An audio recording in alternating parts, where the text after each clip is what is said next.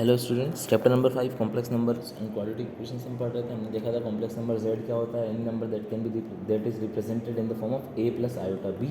Iota is imaginary complex, iota को क्या बोला जाता है, ऐसा इमेजिनरी टर्म इंट्रोड्यूस किया गया ताकि जो रूट्स निकालते हैं उसको हम ऐसा ना बोलना पड़े कि रूट्स एग्जिस्ट ना करें। रूट्स एग्जिस्ट कराने के लिए इसी टर्म को इंट्रोड्यूस किया था आयोटा। उसकी वैल्यू क्या थी, √-1। ये क्या था जो हमने अभी तक पढ़ा। आगे क्या पढ़ना है कि representation of a complex number, किसी कॉम्प्लेक्स नंबर को किस किस फॉर्म में रिप्रेजेंट कर सकते हैं, कैसे कैसे रिप्रेजेंट करते हैं, वहाँ से हमको क्या क्या कंक्लूजन मिलेंगे, उसके बेसिस पे आपकी इस चैप्टर की थ्योरी लगभग पूरी खत्म हो जाएगी। थ्योरी लगभग 5.1 5.2 5.1 की तो लगभग कर चुके हैं हम, फिर भी 5.1 का थोड़ा पार्ट बचा था, वो थ्योरी 5.2 के लिए जो थ्योरी ज़रूरत लगेगी वो भी इसी लेक्चर के साथ थ्योरी खत्म हो जाएगी। अगली 2-3 लेक्चर जो होंगे वहाँ पर हम क्या करेंगे, सिर्फ एक्सरसाइज सॉल्व किया और आपका चैप्टर खत्म।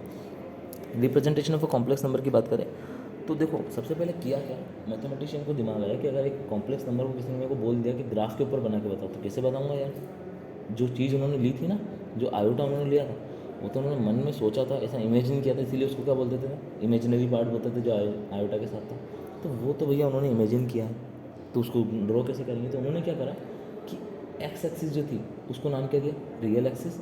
जो वाई एक्सिस थी उसको नाम क्या दे दिया, imaginary axis. Means real part of Z कहाँ आएगा, एक्स एक्सिस पे रियल पार्ट ऑफ आपका Z, imaginary part of Z कहाँ आएगा, वाई एक्सिस पे। तो इसलिए दो एक्सिस क्या दे दी, एक एक्स लिख दी और एक आयोटा वाई लिख दी। वो भी कब, जब z equals to x plus iota y के फॉर्म में हो। तो इस प्लेन को जब उसने क्या बोला, दो एक्सिस को रियल एक्सिस, एक को रियल बनाया, एक को इमेजिनरी बनाया, इस टाइप का जो कार्टेशियन सिस्टम बना या जो प्लेन बना, उसको उन्होंने बोला आर्गन प्लेन। क्यों आर्गन प्लेन बोला, क्योंकि जो उस समय मैथमेटिशियन थे जिन्होंने सोचा था कि हम ऐसा भी कर सकते हैं, उसका नाम क्या था, आर्गन। इसलिए उसको आर्गन प्लेन बोला जाता है। जनरली कॉम्प्लेक्स प्लेन भी बोल सकते हो आप लोग, ठीक है। अब सपोज करो आपको कोई कॉम्प्लेक्स नंबर दिया, मैंने z is equal to 2 + 3 iota. Locate कैसे करोगे, देखो रेड पॉइंट मैंने लोकेट कर दिया। जनरल ग्राफ लोकेशन तो आती है आपको, 1.2 और 1.3 है, तो 2 + 3 आयोटा को वहाँ लोकेट कर दिया।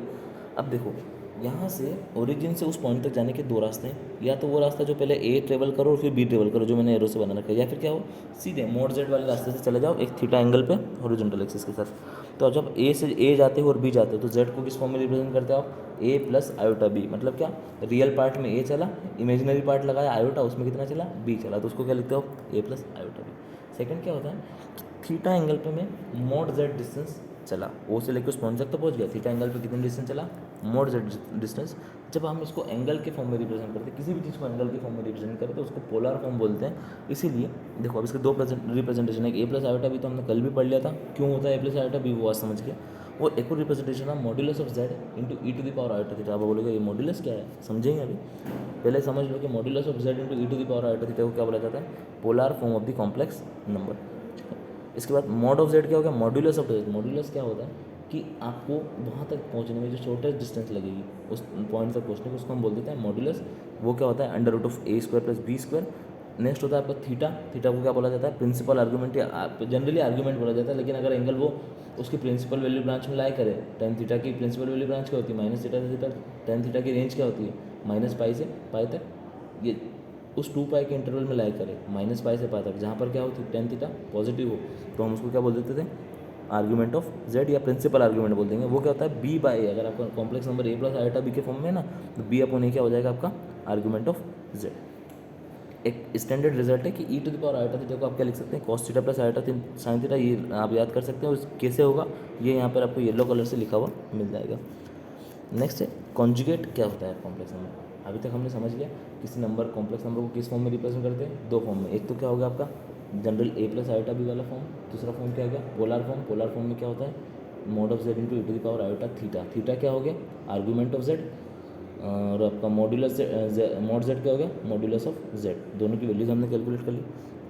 नेक्स्ट आता है conjugate of a complex number. भैया कॉन्जुगेट क्या चीज़ है, सबसे पहले कॉन्जुगेट को रिप्रेजेंट कैसे करते हैं आप, जेड का बार, जेड के ऊपर क्या लगा दो, बार। जेड अगर कॉम्प्लेक्स नंबर है तो उसके ऊपर बार लगा दे तो क्या हो गया, उसको कॉन्जुगेट हो गया। और सपोज आपके पास एक कॉम्प्लेक्स नंबर दिया z is equals to a plus iota b, तो उसका आपका कॉन्जुगेट क्या होगा, ए माइनस आयोटा बी। बात क्या समझ में आई। आपको क्या करना है, कॉन्जुगेट निकालने के लिए अगर कोई भी कॉम्प्लेक्स नंबर है तो उसकी इमेजिनरी टर्म का क्या करना है, साइन चेंज कर देना है। इमेजिनरी टर्म का क्या करना है, साइन को चेंज कर देना है। वो क्या देगा आपको, कॉन्जुगेट उस कॉम्प्लेक्स नंबर का दे देगा, ठीक है। नेक्स्ट आती है मल्टीप्लिकेटिव इनवर्स वाली चीज़। तो अगर कोई कॉम्प्लेक्स नंबर है जेड तो उसका इन्वर्स क्या होगा, जेड इन्वर्स ही होगा। जेड के ऊपर -1 पावर लगा दोगे तो 1/z या जेड इन्वर्स। तो 1/z कैसे निकालोगे, 1/a प्लस आयोटा भी कर दोगे। अगर complex number a plus iota भी है तो 1/a प्लस आयोटा भी क्या आ गया आपका, जेड इन्वर्स। अब आयोटा नीचे अच्छा नहीं लग रहा है, जो भी मैथमेटिशियन थे उनको नीचे अच्छा नहीं लगता था, वो बोलते हैं हम आयोटा वाले टर्म को तो ऊपर ही लिखेंगे। वही स्टैंडर्ड फॉर्म होता है ना, क्योंकि आपका स्टैंडर्ड फॉर्म कॉम्प्लेक्स नंबर का क्या होता है। अगर आपको कोई बोले कि जेड इन्वर्स एक कॉम्प्लेक्स नंबर है तो वो क्या कॉम्प्लेक्स नंबर है, तो आप क्या बोलोगे 1/a प्लस आयोटा भी। नहीं, कॉम्प्लेक्स नंबर को किस फॉर्म में लिखना पड़ेगा, a प्लस आयोटा बी के फॉर्म में लिखना पड़ेगा आपको।